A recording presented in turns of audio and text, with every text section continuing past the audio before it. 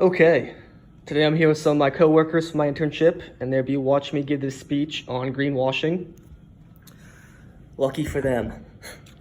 So, I'm gonna start off with a question. Who here in my audience knows what greenwashing is? I got a half hand raise from Jack. I'll take it. So, greenwashing is when a company portrays himself as eco-friendly, sustainable, or low carbon impact, when in reality they have none of those things. They do this for a number of reasons, which I'll get into later on. Greenwashing is nothing new. It's been going on since the early 1970s, starting off with pesticides. These farmers claimed that these pesticides used on their crops were not only good for the environment, but also for human consumption. Turned out they were good for neither, and according to Dr. Mahal of Columbia University, thousands of people died because of these pesticides, and millions of acres of farmland was ruined because these pesticides were falsely advertised as good for the environment. Obviously not. One of the biggest culprits of greenwashing is the fast fashion industry. Sheen, or Shine, according to Dr. Sabo of Stanford University, throws away over 1 million pounds of clothing per month, which is ironic as they classify themselves as a green company.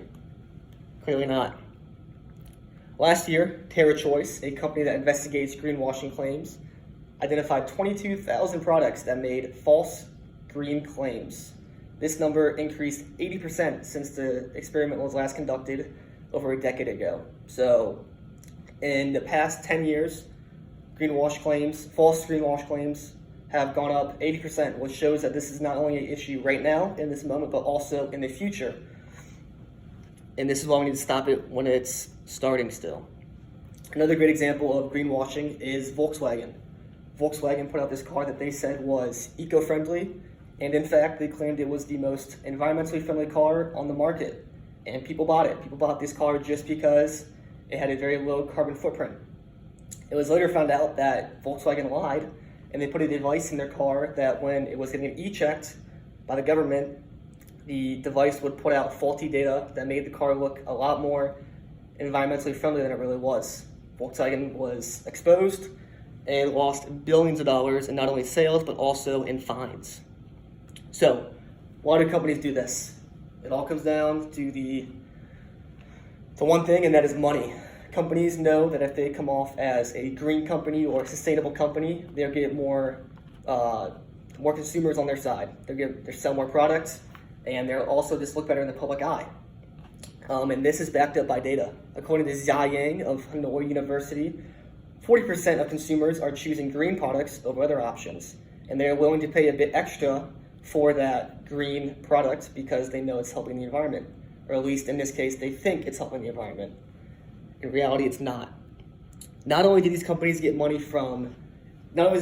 money from consumers, they also get more money from the government. The government hands out checks yearly to companies that are seen as green or have a green symbol, meaning that they pass a certificate that certified them as a green company, and they get many benefits such as tax subsidies, tax relief, and interest-free loans from the government. So there's huge financial gain from companies doing and using greenwashing tactics. They get money from not only more money from consumers, but also they get stuff from the government in return. So it's a win-win situation. And one negative outcome of this is that companies that aren't greenwashing might not be able to have access to these loans and this government money because other companies are taking it. Other companies that are not environmentally friendly. So the ones that are trying to make a difference, they can get the money to do it. So what is the outcome of this? One outcome of this is that, according to Jenna Sue of Sea Going Green Foundation, consumer trust has gone down 37% in the past decade.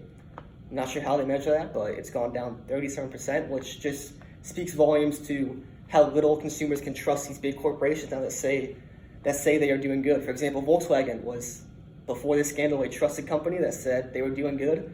People bought into it, and they got lied to, and they lost money, and they felt scammed, which they were. According to Jenna Sue, with all these companies being exposed, customers are confused on what to buy. They don't know what is what, who's good, who's bad.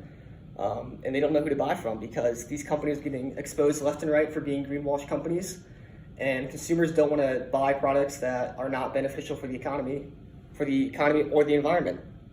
And as the old saying goes, everybody speaks the old saying, one bad apple ruins the entire bunch. An example of this, Volkswagen, once again, they made this device that's fibbed data, and it made the entire car community look bad. It made Ford look bad, it made Chevy look bad, which is a shame because companies like Ford are actually working very hard to make the environment better through lower emission rates. And Ford's investing millions of dollars into making the environment better and trying to reduce pollution, but it is tainted by these companies like Volkswagen who greenwash their cars.